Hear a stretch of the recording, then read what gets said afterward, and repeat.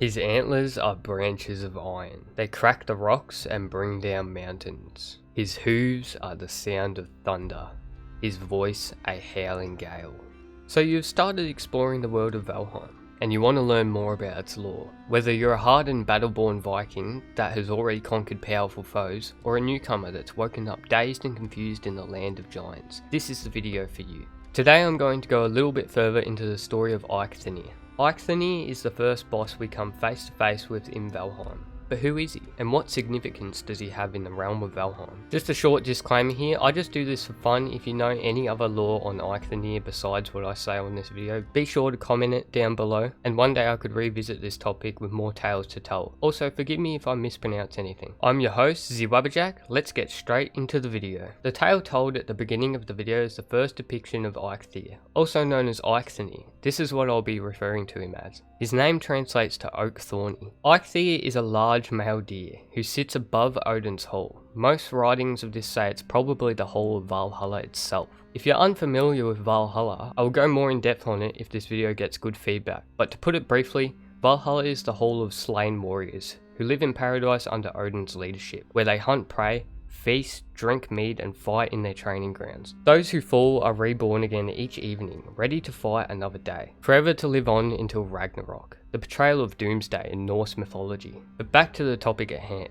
who stands of the father's host hall, and grazes Larife's branches, and from his horns liquid drips into Eikthyr. From thence all waters have their flowing.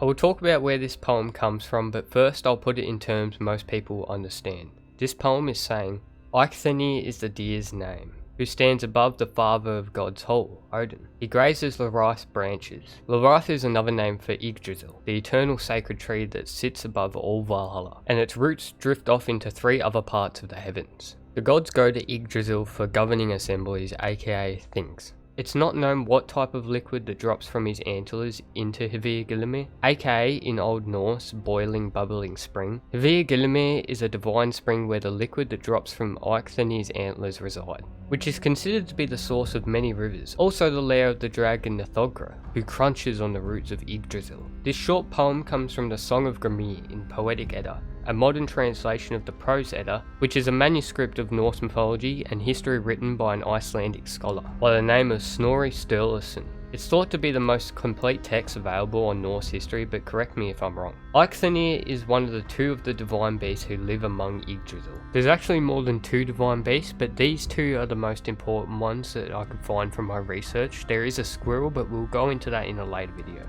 Eikthyrnir, which translates to Heith, bright secret, Rune, meaning rune, she resides there feeding upon the foliage. She was said to have provided meat and food for the warriors, that of which would never diminish. There are more animals who live among Yggdrasil. We'll go more into that in a later video, so make sure to like the video and sub to the channel if you want to see more. But together these 2 divine beasts played a vital role in the sustainment of Valhalla. Water to give life to all, and you can't forget how important meat is in the life of a Viking. In my opinion, in Valheim, Eikthyr would represent the wild and everything that dwells within it. You begin your journey in the meadows, filled with elegant forests and graceful fields, filled with the likes of deer and boar, and plenty of food for those animals to live off of. It's thought that the lowest heaven of all the 10 Norse realms was cut into 2, which I sadly cannot pronounce the name of. Little is known to how, but this is what led to the creation of the divine beasts. But why are they in Valheim, a realm cast off by Odin as a prison for his enemies and those who are not worthy for the halls of Valhalla? Did Odin cast the divine beast from Yggdrasil, or did the Mighty Stag rebel and fail? Maybe he was just a thorn in Odin's backside. This leads me to believe it could be Helheim, home of the dishonourable dead, ruled by Hel, the daughter of Loki. Helheim is usually described as being quite dark and grim like Hel.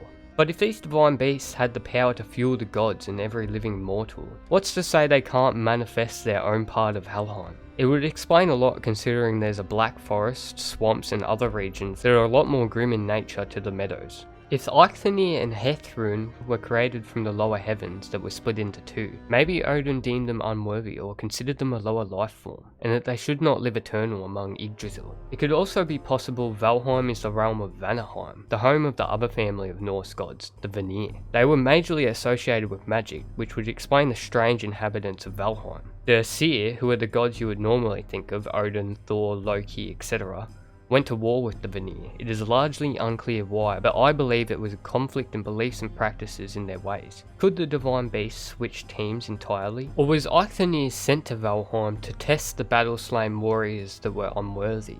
Who's to say? I can't say for sure as to why he was sent to Valheim, but I dare say that Eikthyrnir may have never been an enemy to Valheim, but just wanted to live peacefully in the meadows for all of eternity. There's still a lot of mystery surrounding Eikthyr, and still a lot left to uncover.